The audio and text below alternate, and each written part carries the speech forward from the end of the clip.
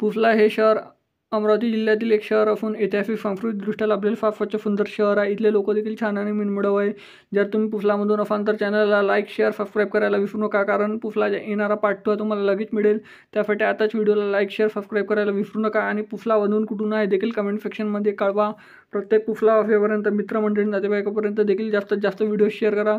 चला तर मित्रांनो, व्हिडिओला सुरुवात करू. त्या अगोदर नवीन असाल तर चॅनलला लाईक शेअर सबस्क्राईब करायला विसरू नका, कारण पुसला ते अमरावती हे 99 किलोमीटर अंतरावर 2 तासाचा प्रवास आहे. प्रत्येक दर तासाने बसेस सेवा सुरू असतात मित्रांनो.